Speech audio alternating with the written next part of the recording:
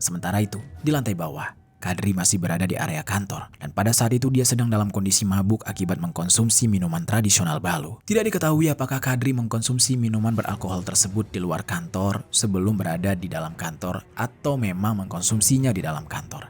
Yang jelas saat dia berada di dalam kondisi mabuk, pikirannya tidak terkendali. Dia justru ingin melampiaskan hasratnya. Tanpa pikir panjang dan dengan langkah yang gontai, dia pun naik ke lantai 2 menuju kamar Suryani. Tidak ada alasan pekerjaan, tidak ada kebutuhan mendesak. Hanya karena dorongan hasrat yang memaksanya untuk masuk ke ruangan yang bukan miliknya. Halo Sobat Pena, apa kabar hari ini? Assalamualaikum warahmatullahi wabarakatuh. Hari ini kita akan kembali membahas kejadian-kejadian mengerikan, kisah nyata yang terjadi di muka bumi ini. Nasib naas menimpa seorang karyawati showroom mobil truk di kota Parepare, Sulawesi Selatan pada tahun 2025. Dia ditemukan tidak bernyawa di kamar showroom dalam kondisi yang mengenaskan, bersimbah cairan merah dan sadisnya. Dia dihabisi gara-gara menolak ajakan untuk berhubungan dengan rekan kerjanya sendiri yang merupakan seorang OB. Bagaimana cerita selengkapnya dari kasus yang satu ini? Langsung saja kita bahas di Kata Pena.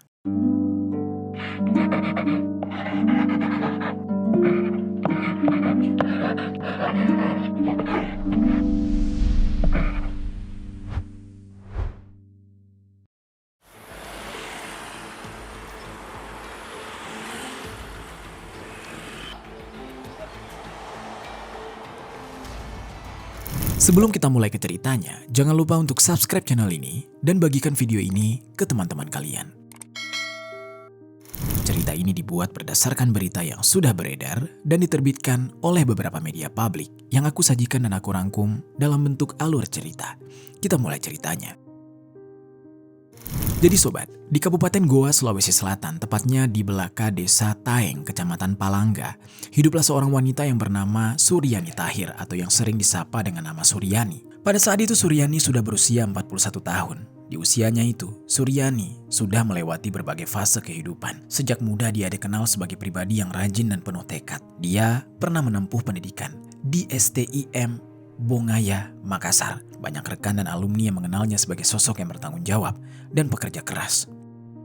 Setelah dia menyelesaikan pendidikannya, Suryani menapaki dunia kerja dan meniti karir sedikit demi sedikit, hingga akhirnya perjalanannya pun membawa dia ke kota Parepare. Pada saat itu dia bekerja sebagai admin di showroom mobil truk PT Haino Parepare yang bekerja di Jalan Haji Andi Muhammad Arsyad, Kelurahan Watang Soreang, Kecamatan Soreang. Pekerjaan itu bukanlah hanya sekedar mata pencaharian. Bagi Suryani, itu adalah kesempatan untuk membangun hidup yang lebih stabil. Namun dikarenakan lokasi tempat tinggalnya berada cukup jauh, dia akhirnya memilih untuk tinggal di kamar yang disediakan oleh pihak perusahaan. Kamar tersebut berada di lantai 2 showroom dan menjadi tempat dia beristirahat setelah bekerja dari pagi hingga sore. Di lingkungan kerjanya, Suryani dikenal sebagai sosok yang pendiam dan tidak pernah membuat masalah yang fatal. Dia bekerja tepat waktu, menjaga administrasi dengan teliti dan menjalankan tugasnya tanpa keluhan yang berarti. Rekan-rekannya menghargai kepribadiannya yang tenang namun cekatan. Sehari-harinya, Suryani bekerja dan beristirahat dan sesekali pulang ke Kabupaten Goa jika sedang berlibur kerja. Di sisi lain, terdapat seorang pria yang merupakan rekan kerja Suryani yang bekerja di perusahaan yang sama dengannya. Pria itu bernama Kadri Ahmad atau yang sering disapa Kadri oleh orang-orang sekitar. Pada saat itu Kadri bekerja sebagai OB atau office boy di showroom mobil truk itu, yang mana sama dengan tempat bekerja Suryani. Kadri merupakan warga Kelurahan Ujung Baru, Kecamatan Soreang, Kota Parepare. Lokasi tempat tinggalnya tidak jauh dari lokasi perusahaan, hanya berbeda kelurahan saja. Namun tidak jarang Kadri juga beristirahat dan menginap di kamar yang disediakan oleh perusahaan. Yang sehari-harinya, Kadri bekerja membersihkan ruangan, merapikan area kerja serta membantu kebutuhan dasar operasional kantor. Pekerjaannya itu dia jalani, sudah berjalan beberapa waktu. Dan bagi orang luar, kehidupannya tampak berjalan normal, tanpa ada tanda-tanda yang mencolok. Bagi rekan-rekan kerjanya, Kadri bukanlah sosok yang cukup dikenal. Dia cenderung pendiam, canggung dan jarang berinteraksi kecuali jika berkaitan dengan pekerjaan. Berbeda dengan Suryani yang dikenal teliti dan penuh tanggung jawab. kehadiran Kadri di lingkungan kantor sering sekali hanya tampak sebagai bagian dari rutinitas harian yang berlalu begitu saja. Namun di balik tampilan luarnya yang tampak tenang tersebut, tidak banyak yang benar-benar memahami bagaimana kehidupan pribadi Kadri. Tidak banyak informasi di media yang menjelaskan tentang latar belakang Kadri secara detail. Entah apakah Kadri sudah berkeluarga atau justru masih hidup sendiri. Namun diketahui bahwa di luar jam kerja, Kadri memiliki kebiasaan mengkonsumsi minuman tradisional yang bernama balu, yaitu minuman yang mengandung alkohol. Di dalam kesehariannya tersebut, Kadri menjalankan tugasnya tanpa banyak perhatian orang lain. Keberadaannya tidak terlalu mencolok, namun juga tidak dianggap mengganggu. Dia bekerja di lantai bawah, sementara Suryani menghabiskan banyak waktu untuk mengurus administrasi dan tinggal di kamar lantai 2. Walau keberadaannya di tempat kerja yang sama, keduanya tidak memiliki hubungan dekat. Interaksi mereka sekedar sebatas rekan kerja tanpa kedekatan emosional. Namun sobat, tidak ada yang menyangka bahwa Kadri justru menyimpan rasa ketertarikan terhadap Suryani. Rasa itu mendorong dia pada nafsu yang tidak terkendali dan pada akhirnya membuat dia jadi gelap mata. Dan akal sehatnya mulai tidak ada, mengarahkan dia pada tindakan yang fatal.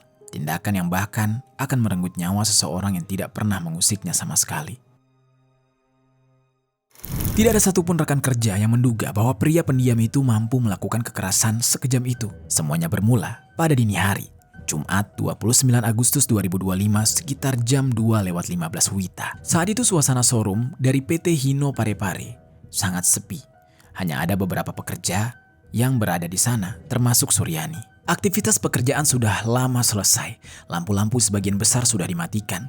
Dan hanya ada suara kipas angin dari ruang kantor yang sesekali terdengar. Suryani yang tinggal di lantai 2 sedang berada di kamarnya untuk beristirahat setelah seharian bekerja. Kamar itu adalah ruang kecil yang menjadi tempatnya melepas lelah. Sementara itu, di lantai bawah, Kadri masih berada di area kantor. Dan pada saat itu dia sedang dalam kondisi mabuk akibat mengkonsumsi minuman tradisional balu. Tidak diketahui apakah Kadri mengkonsumsi minuman beralkohol tersebut di luar kantor sebelum berada di dalam kantor atau memang mengkonsumsinya di dalam kantor. Yang jelas saat dia berada di dalam kondisi mabuk, pikirannya tidak terkendali. Dia justru ingin melampiaskan hasratnya. Tanpa pikir panjang dan dengan langkah yang gontai, dia pun naik ke lantai 2 menuju kamar Suryani. Tidak ada alasan pekerjaan, tidak ada kebutuhan mendesak, hanya karena dorongan hasrat yang memaksanya untuk masuk ke ruangan yang bukan miliknya. Setibanya di depan kamar Suryani, Kadri membuka pintu kamar yang tidak terkunci. Kadri berniat untuk melampiaskan hasratnya pada saat itu juga. Tapi tiba-tiba, Suryani terbangun dan langsung melakukan perlawanan. Suryani meronta-ronta dan melawan Kadri dengan seluruh tenaganya. Perlawanan itu membuat Kadri semakin panik dan kehilangan kendali. Emosi dan nafsunya menjadi satu, menguasai pikiran yang masih dalam kondisi mabuk. Matanya tertuju pada pisau dapur yang berada di kamar Suryani. Kadri pun mengambil pisau tersebut dan mengarahkannya ke wajah Suryani. Suryani di saat itu berteriak meminta tolong. Namun malang nasibnya, Kadri justru menghujamkan pisau itu ke arah leher Suryani tanpa belas kasihan. Cairan merah mengalir deras. Akibat bahkan tragisnya, leher Suryani nyaris putus. Suryani sudah berusaha menahan cairan merah yang keluar dengan kedua tangannya. Namun Kadri tidak berhenti sampai di situ. Dia justru menghujamkan pisau itu lagi dan lagi ke arah dada Suryani dan juga memastikan Suryani tidak lagi bergerak. Saat itu juga Suryani tewas di kamar yang selama ini dia pakai untuk beristirahat. Setelah melakukan tindakan keji tersebut, Kadri berdiri terpaku beberapa detik memandangi tubuh Suryani yang sudah tidak bergerak. Nafasnya terengah-engah, tangannya bergetar dan pikirannya dipenuhi rasa takut akan ketahuan oleh orang lain. Namun bukannya menyerahkan diri atau meminta pertolongan, dia justru memilih untuk melarikan diri dari tempat kejadian. Kadri keluar dari kamar, menutup pintu dengan tergesa-gesa hingga tertutup rapat. Lalu dia turun ke lantai bawah dengan langkah yang terburu-buru. Dia pun keluar dari showroom tersebut dan bergegas menjauh sebelum ada orang lain yang mengetahui perbuatannya. Sementara itu, salah seorang rekan kerja mereka, yaitu seorang mekanik yang kebetulan masih berada di area showroom pada dini hari, mengaku mendengar suara teriakan yang samar dari arah lantai 2. Suara itu terdengar singkat, seperti jeritan seseorang yang sedang ketakutan atau menahan sakitnya. Pada awalnya, dia ragu karena suasana sudah sangat sepi dan gelap, namun firasatnya mengatakan ada sesuatu yang tidak beres. Dengan rasa cemas, dia segera menghubungi rekannya. Demi bisa memastikan bahwa suara tersebut tak butuh waktu lama, dua rekannya pun datang menghampiri dia. Mereka bertiga kemudian memutuskan untuk naik ke lantai 2 menuju kamar Suryani. Satu-satunya ruangan yang dihuni oleh karyawan di area itu. Saat mereka tiba di depan kamar Suryani, pintu terlihat tidak tertutup rapat. Cahaya lampu dari dalam kamar tampak mengintip dari celah kecil di bagian bawah pintu. Mereka pun memanggil nama Suryani berulang kali, namun tidak ada balasan satupun. Tidak ada suara langkah, tidak ada gerakan, hanya keheningan yang membuat suasana semakin tegang. Dengan jantung yang berdegup cepat, salah satu dari mereka memberanikan diri untuk mendorong pintu secara perlahan. Ketika pintu mulai terbuka lebih lebar, aroma yang tidak biasa langsung menyergap. Dari depan kamar, tercium bau anyir yang kuat yang membuat salah satu dari mereka spontan untuk mundur setapak. Mereka menyalakan lampu kamar sepenuhnya, dan seketika itu juga, tubuh mereka serasa membeku. Di dalam kamar kecil itu, mereka melihat Suryani sudah terbaring, bersibah cairan merah di lantai, dengan tangan masih terangkat lemah, seolah masih mencoba menahan luka di lehernya. Sementara cairan merah memenuhi seisi tubuh dan lantai. Pemandangan tersebut begitu mengejutkan, membuat salah satu dari mereka berteriak histeris, sementara yang lain langsung gemetar dan nyaris tidak mampu berdiri. Mereka pun kemudian menghubungi pihak yang berwajib untuk melaporkan kejadian yang mengerikan tersebut. Tidak lama kemudian, pihak kepolisian dari Polres Parepare datang ke lokasi kejadian dan segera masuk ke area showroom untuk melakukan olah TKP. Pihak kepolisian juga memasang garis polisi di sekitar lokasi kejadian agar tidak ada yang masuk dan mengganggu barang bukti penting. Saat pihak kepolisian memasuki kamar, mereka mendapati kondisi Suryani yang sudah terbaring di atas kasur dengan setengah tubuhnya berada di lantai dan bersibah cairan merah. Pada saat itu posisi tubuh Suryani menunjukkan tanda-tanda perlawanan yang kuat. Beberapa benda juga terlihat bergeser dari tempatnya, seolah digunakan untuk mempertahankan diri. Selain itu, kondisi kamar tidak menunjukkan adanya upaya pencurian karena tidak adanya barang yang hilang. Semua hal ini memperkuat dugaan bahwa tindakan tersebut terjadi akibat dorongan spontan, penuh kekerasan dan tidak direncanakan secara matang. Lalu tidak lama kemudian, ambulan dari pihak medis pun tiba. Para petugas medis melakukan pemeriksaan awal dan memastikan kondisi korban sebelum akhirnya menyatakan bahwa Suryani sudah tidak bernyawa. Dengan penuh kehati-hatian, tubuhnya langsung dievakuasi ke Rumah Sakit Umum Daerah Andi Makassau, Parepare, untuk dilakukan proses otopsi. Sementara itu, pihak kepolisian juga mulai mengumpulkan keterangan dari para saksi yang berada di lokasi pada malam kejadian, terutama pekerja mekanik yang pertama kali mendengar teriakan Suryani. Dalam kondisi masih gemetar dan sulit berbicara, dia mencoba menjelaskan apa yang dia dengar. Beberapa pekerja lain juga diminta untuk memberikan keterangan mengenai siapa saja yang terakhir kali terlihat di area showroom sebelum kejadian berlangsung. Saat penyelidikan diperluas, satu nama langsung mencuat sebagai orang yang patut dicurigai, yaitu Kadri Ahmad, office boy yang pada saat itu diketahui masih berada di area showroom sebelum kejadian. Ketika petugas mencoba mencari keberadaannya, ternyata dia tidak ada di tempat dan tidak bisa dihubungi sama sekali. Hilangnya Kadri justru semakin mempertebal dugaan bahwa dialah pelaku yang melarikan diri setelah melakukan aksinya. Mengetahui hal itu, polisi pun segera membentuk tim untuk melakukan pencarian. Informasi mengenai ciri-ciri Kadri mulai dibagikan kepada unit lain, hingga operasi pengejaran dilakukan ke berbagai titik di kota Parepare dan wilayah sekitarnya. Petugas datang ke rumah Kadri di Kelurahan Ujung Baru, namun dia tidak ditemukan di sana.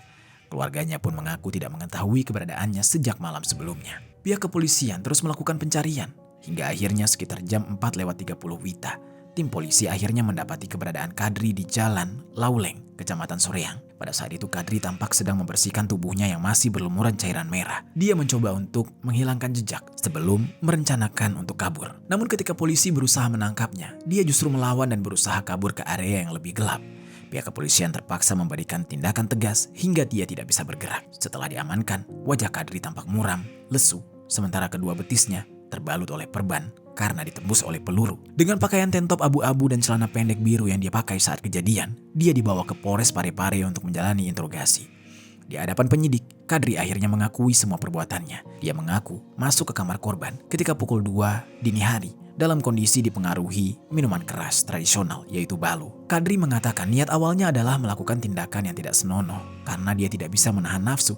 Namun saat Suryani melawan dengan keras, Kadri mengaku langsung gelap mata. Dengan emosi tinggi dan penuh kemarahan karena aksi bejatnya terhalang, dia mengambil pisau dapur yang kebetulan berada di kamar Suryani dan langsung menghujam leher Suryani. Untuk meyakinkan Suryani benar-benar tidak bergerak, Kadri juga tepat di bagian dada, dan pada saat itu cairan merah sampai menyembur ke arah celananya, dan celana itu pun dia buang ke laut saat dia mencoba menghilangkan bukti. Atas perbuatannya, Kadri dinyatakan sebagai tersangka. Dia harus mempertanggungjawabkan perbuatannya di hadapan hukum. Dia dijerat dengan pasal 338 KUHP tentang tindak pidana penghilangan nyawa dengan ancaman hukuman pidana paling lama 15 tahun. Di sisi lain, jenazah Suryani yang sudah menjalani proses otopsi kemudian dipulangkan ke rumah duka. Prosesi pemulangan dilakukan dengan penuh kehati-hatian dan rasa hormat. Setibanya di kediamannya, di Belaka, Desa Taeng, Kecamatan Palangga, suasana haru langsung menyelimuti rumah keluarga Suryani. Tangis keluarga pecah seketika melihat peti jenazah Suryani dibawa masuk. Keluarga, kerabat, dan tetangga hingga beberapa rekan Suryani dari tempat kerjanya juga turut berdatangan untuk memberikan doa dan penghormatan terakhir. Pihak keluarga bahkan tidak mampu menahan air mata. Warga setempat juga tidak dapat menahan rasa pilu karena selama ini Suryani dikenal sebagai wanita yang baik dan juga ramah. Hingga jenazahnya dibawa menuju ke tempat pemakaman umum, suasana yang biasanya tenang berubah menjadi penuh isak tangis. Doa-doa pun dipanjatkan agar Suryani mendapatkan tempat terbaik di peristirahatan terakhirnya. Itu dia sobat, kisah dari Suryani yang dihabisi oleh seorang OB di tempat kerjanya karena sang OB nafsu kepada dia. Oh ya sobat, aku pengen ngasih tahu ke kalian, Kata Pena tergabung di dalam program YouTube Shopping Affiliate. Nah, buat kalian yang sedang mencari barang-barang yang menarik dan keren, aku punya beberapa rekomendasi produk untuk kalian. Kalau tertarik, langsung saja klik link produk di pojok kiri bawah untuk pembeliannya.